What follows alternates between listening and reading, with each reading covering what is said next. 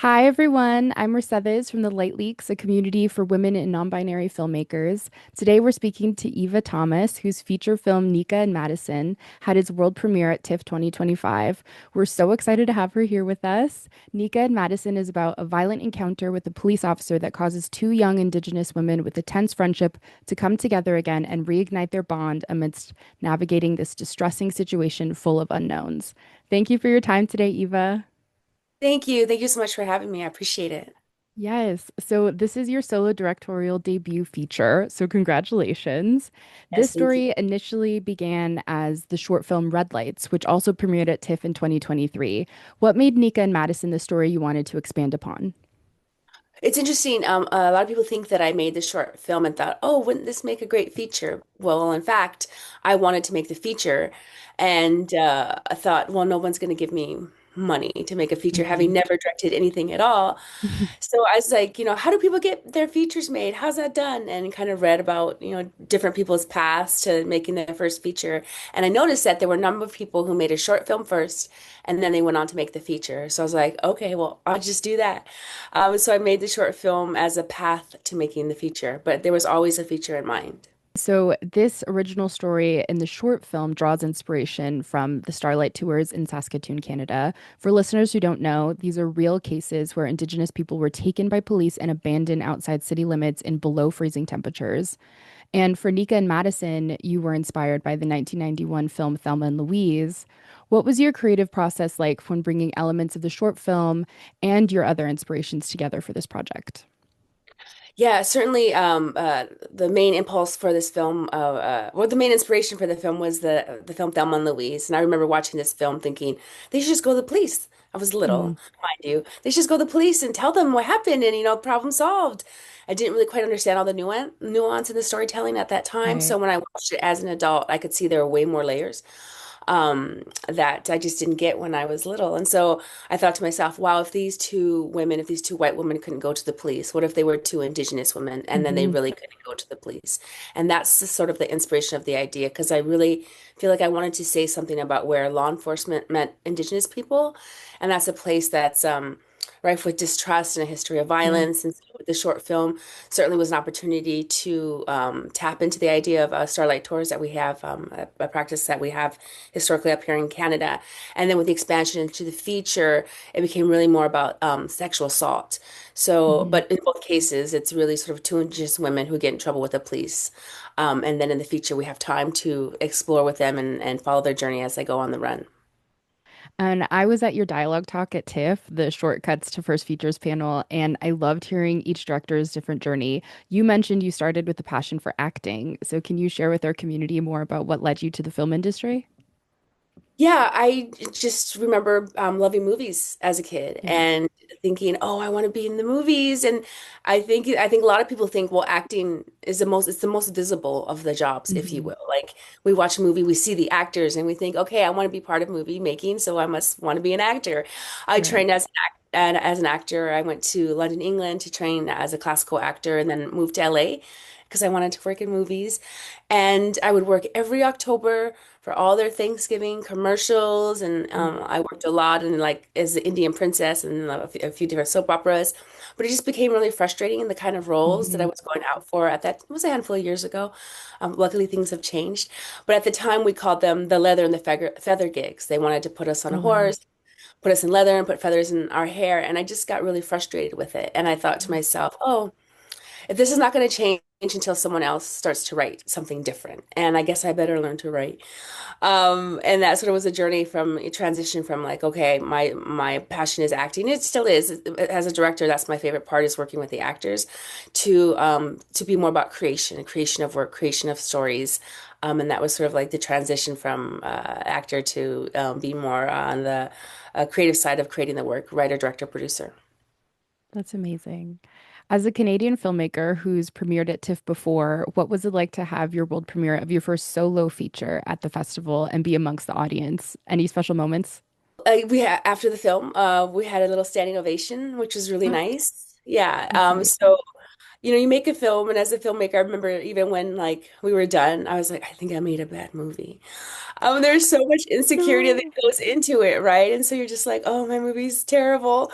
But to get into a film festival like TIFF and then all the subsequent film festivals afterwards, it goes a long way to build the confidence as a Mhm. director. So for me, it was just really a wonderful experience not only to have the short film premiere at TIFF, but then to come back 2 years later with the feature version and to have such a wonderful reception from the audience was lovely. And a lot of my friends and colleagues came out, and yeah, really great responses from the audience. And I'm really pleased with how well audiences are responding to the film on the film festivals that I've been to since TIFF.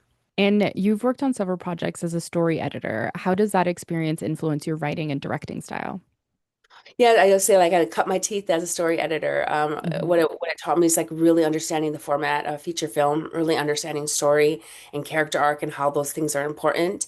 And I worked with many writers with their scripts. In fact, this year at TIFF, in addition to my feature film, there were two feature films in the festival that I was story editor on.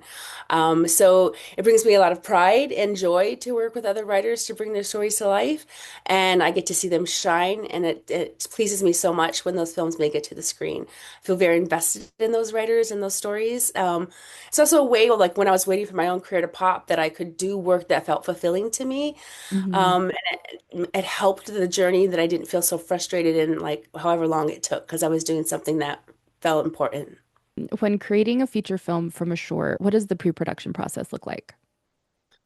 Well, certainly, I did not have the script Right. between. I had to write this. I had to write the script, and at the time, I was also going into production for Aberdeen, which was a feature film that I co-wrote and Mm. co-directed, which also premiered at TIFF last year in 2024. And so I think my producer knew enough, he more experienced than me, to know that it would be hard for me to co-direct and be in post for Aberdeen and also write the script for Nika Madison.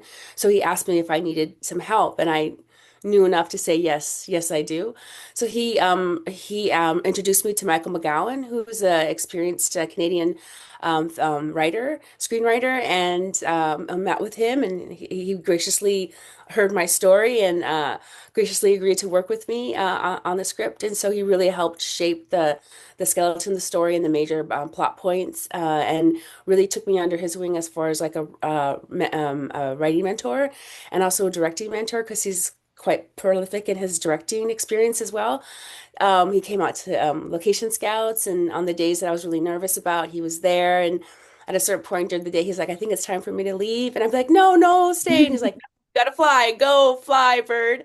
So Oh, I'm really sort of grateful for the experience of having someone that really cared about my growth as an artist and my growth as a filmmaker, and to really use his experience to prop me up was really nice.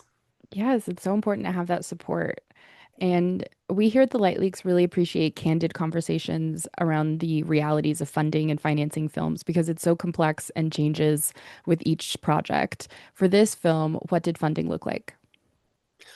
Oh, well, luckily, the Indigenous Screen Office has been a great supporter of me in my career, not only in my development of my projects, production funds for my short film and the feature, but also opportunities for me to grow on set with director shadow opportunities, producing,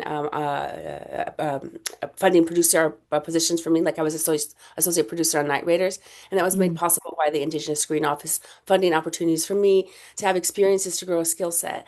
And so the Indigenous Screen Office was the first money in on Nika and Madison. And once you have your first money in, it's like it's much easier to go to another funder and say, "Look it, I got this money." And then Right. they're like, "Okay, well, if you got money from another juried body, maybe it's worth taking a look at you."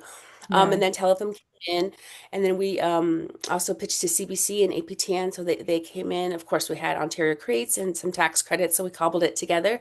We didn't get one funding and that we had hoped for, and so we reduced our budget, and that just caused us to be really thoughtful in our Hmm. locations. And for example, there's two scenes in one a nightclub and a bar. And we went to one location and we looked one way for one bar and looked the other way for the nightclub, but you wouldn't be able to Right. tell that. And so I think that that's sort of like the heart of a Canadian filmmaker is how can you do the most with the money that we do get. Yes, definitely. And you mentioned this before, but collaboration is an important part of the filmmaking process. Who were your key collaborators for this project, and what did that collaboration look like? Sure. Well, certainly my producers on the short film are the good people at Carousel Pictures, Tyler Levine and Caitlin Hmm. Curcio, and they were my producers on the short film. And, which was a great experience to work with them on that. Like, how do we get along? Do we get along? Does our working styles work Right. well together? And they did. And I think we enjoyed that experience enough to want to continue on working on the feature. I already mentioned Michael McGowan, who was my co-writer and mentor on this project. Certainly the actors. Ellen Jade was also in the short film Red Lights, so she came along to do the feature with me. Star Slade was cast as Madison. Certainly Jennifer Podemsky, Gail Maurice, and Billy Morasti, all three of which were in Aberdeen. So it was really nice to work with them again on Nika and Madison. And certainly my whole crew. I always say that, directors get all the shine, they get all these interviews, they get the mic in their hand, they get the applause, but really it's like 100 people who Yes. who put their heart and soul and talent and skills and ideas into the project and makes it way better than something I could ever do on my own. So I'm really truly my heart is a collaborative, and I really like the magic that happens when we pull our ideas and make something together. What should other filmmakers look for in a strong collaborator? I think it's important that someone who listens, Hmm. someone who can formulate ideas and bounce back. It's not my Yes. way or the highway, at least in my collaborative space and world. And I think that I would like to do is like you sort of like set the tone early by saying, this is not my film, this is our film. If you have ideas, I'm like interested to hear them. And then I think the important part is that you actually listen to the ideas and incorporate Yes. them. So if you just say, I'm collaborative, but you never listen to anyone and you don't take anyone's ideas, people will soon get the notion that you are actually not collaborative. But yes, I, uh, everyone has good ideas, and I think it will help you as a filmmaker if you could recognize the good ideas and find ways to incorporate them into your project, and it just makes it better. So true. And there's a scene where one character shares a few statistics about the realities of how the Canadian legal system criminalizes Indigenous people. This is very common in the US as well. And what did the background research for the film look like, especially when incorporating these facts and statistics? Yeah, again, that was a scene with the lovely Jennifer Podemsky, and we talked a Hmm. lot about that scene and how important it was, and that this I always say that what this scene and another scene is really like the heart of the movie because it's really talking about the factual realities of Indigenous people in the criminal justice system, specifically in Canada. But as you mentioned, it's very the same patterns are happening in the States as well with Black and Brown people. Hmm. That it was our opportunity to lay down the factual nature in which this story exists. This is a fictional story, Yes. but the reality of the situation, the stakes, and the statistics are real. And so I Hmm. legit like looked them up Yes. right before we went to cameras so I can get the most accurate statistics in the piece. So yeah, that was a combination of working with Jennifer about the tone of that scene, how important it was, and also an opportunity for me to say something Hmm. about Indigenous people in the criminal justice system. Also, putting it in the lawyer's mouth at that time made it feel like the reality of that particular situation. So I'm hoping it doesn't come off too like d didactic, but it was really like the lawyer giving the girls the reality of the Hmm. situation in the movie, but also the audience get the benefit of hearing that as well. Definitely no. I thought it was vital for that scene just to put everything into perspective for the characters of like the weight of the situation. And this is a deeply emotional story and covers heavy topics around sexual violence toward Indigenous women and the systemic criminalization of Indigenous people. During these emotionally heavy scenes, how did you create a safe environment for your cast and crew during production? Yeah, a couple of things I think were important to the making of the film, which is I spent a lot of time in prep talking with all the actors, not just my leads, like all of the Hmm. actors about what was going to happen, particularly in these emotional scenes, which primarily were the two leads that really dealt with that. Is we spoke at length. We sat down and we went page by page to talk about each scene. They gave notes. I incorporated the notes. They gave lines for dialogues, which I loved, and I incorporated those things. But really talking to them beforehand about how, what my plan was. Hmm. I also, with the assault sequence, work with a stunt coordinator and an intimacy coordinator. And they worked with my actors and helped create that sequence. And I think that what was really important for me was I was fully aware of what I was asking my actors to do. Not only Star Slade, who was, in the assault sequence, but the cop who played Yeah. the person who I was really just like really protective of that person because he's actually a really good guy. He's also Hmm. just like a really good actor. And so for me, it was important that my actress who was going to be in that scene with that other human being felt really comfortable with him. And so when I would like narrowed it down, I was like, this is the one, this is the one. I reached out to her and I said, will you give me your take a look at this and do you feel okay with that? Is this someone that you feel safe with? And I think it's really about consent at all points of the journey. Hmm. And what it really pleased me is when they did show up on the set, David Real, who plays our bad cop, and Star Slade, who plays the actress as the actress who plays Madison, they kind of had their own language and they kind of had their own little code word for like protecting themselves, and they had their own little like thing that they had worked out. So they really took care of each other.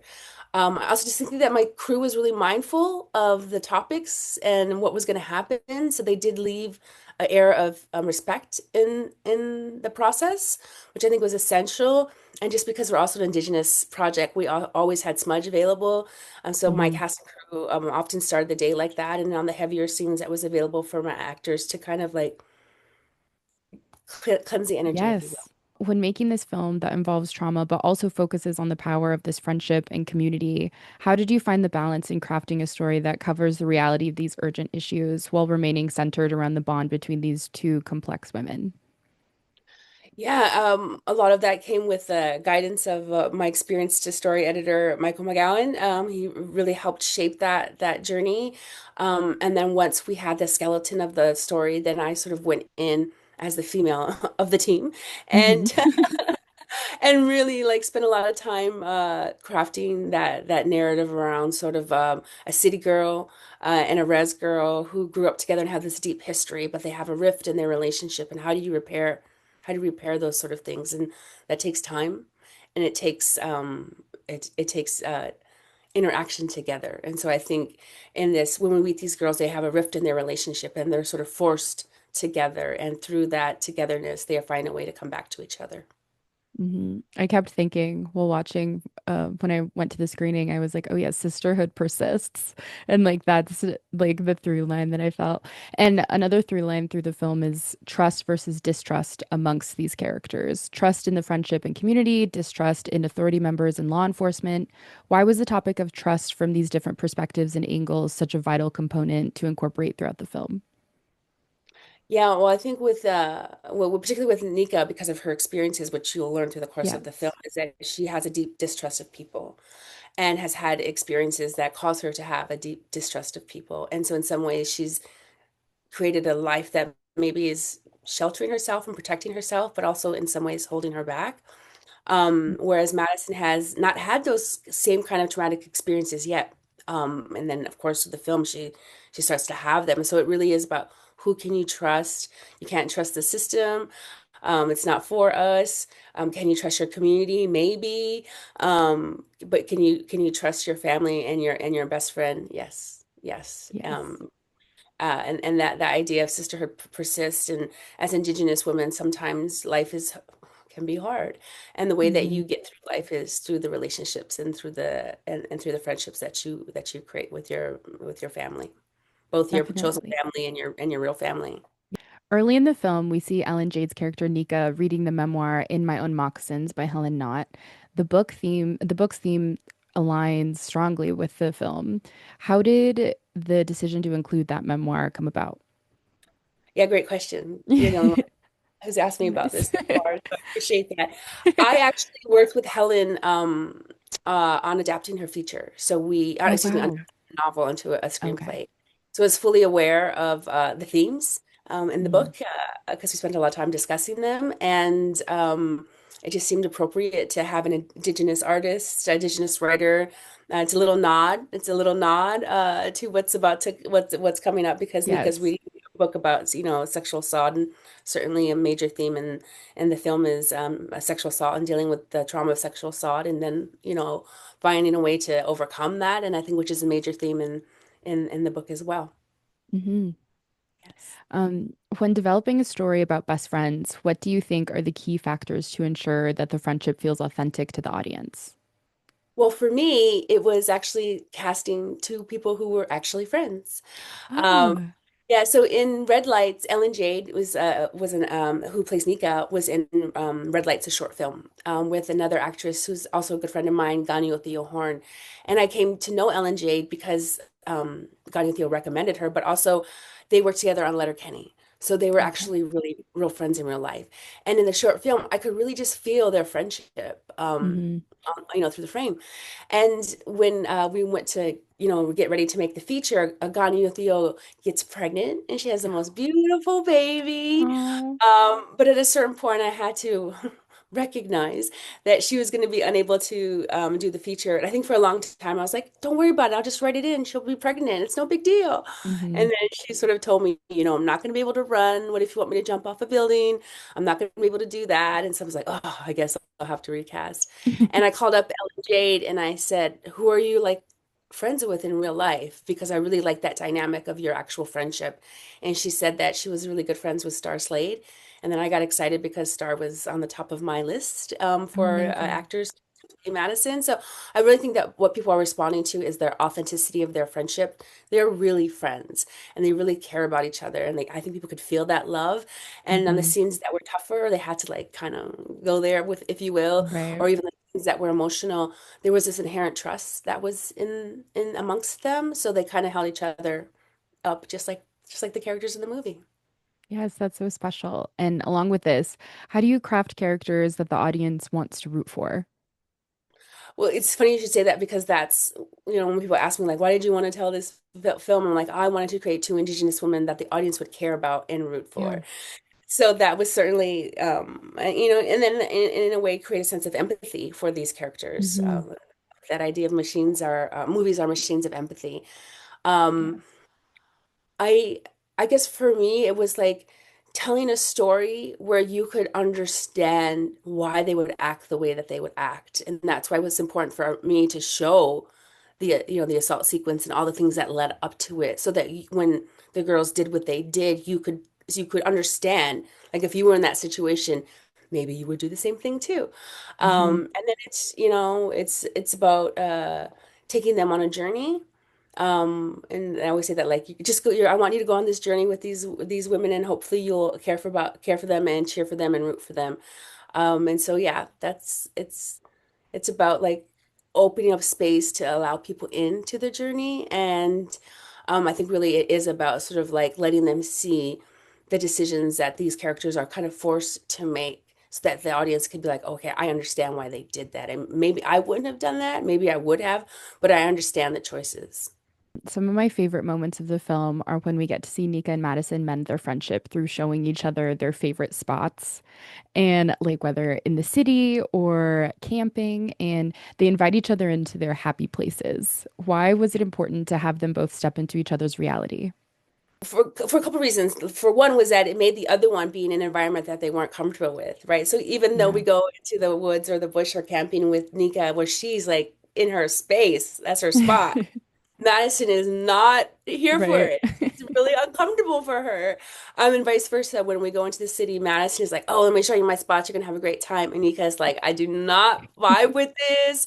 And so it was, structurally like, or with characters, you want to put them in situations where they're like off their square or in Hmm. environments where they don't feel so comfortable. But it also allowed the other character an opportunity to shine and just so Right. you could see how they would thrive, each of them thrive, and how the other one could also thrive in that environment, and that there are good things on the res, and there are good things in nature, and there are good things in the city. And I don't think you have to choose. I think you can, as human beings, it's a whole plethora of experiences that make life worth it, interesting, worth living.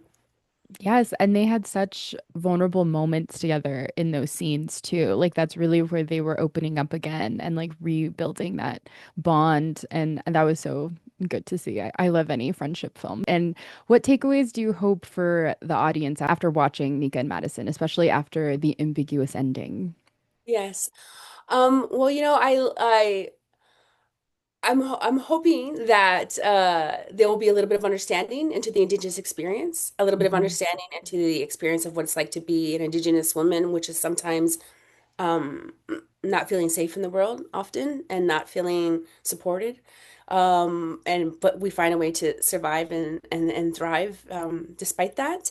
And I think I'm hoping that they have an opportunity to feel emotionally impacted by the film, maybe a few opportunities to laugh, but at the end of the day, that when that final frame comes up, that you feel a sense of like, yeah, towel, go get Yeah. him, girl. Hmm. Tell your truth, speak your truth, because there is an inherent power in that, and taking your power and your agency back by telling the truth. Definitely, and claiming your narrative and not letting anyone else control it. That was a big theme that I saw throughout of just people wanting to take that narrative and then no, they reclaimed that and brought it back to themselves. And my last question, what advice would you give to filmmakers hoping to create empathy on screen with complex three-dimensional characters? I, you know, because I learned so much from the movie Moonlight by Barry Jenkins and Mm, how it was it's one of my top five films, and it was a yes. major film when I was like crafting Aberdeen. And Nika Madison is just like, how do you create empathy for a character? And what I feel like I've learned both through the two film features that I've had the pleasure of working on is you have to kind of like care about your characters yourself. You have to Hmm. sort of like love them in a way. And because Barry Jenkins was telling a story about the Black community and his love for the Black community through that story, it felt really precious and really important. And I think for me, because I'm telling stories about the Indigenous community and my community, a community that I love, that I'm really careful with the images that I choose, how that story is being told, what's the light that I'm putting my own community in. And then when you have that kind of care and love for the story and the characters, inherently it's going to be thread into the fabric of the film, and the audiences will feel that. Thank you again to Eva for joining us today. It was such a pleasure to watch her film at TIFF this year. And to everyone listening, I'm Mercedes Gonzales-Bazan, and you can find more conversations like this one by checking out the Light Leaks online and across socials. Thanks for tuning in. Bye.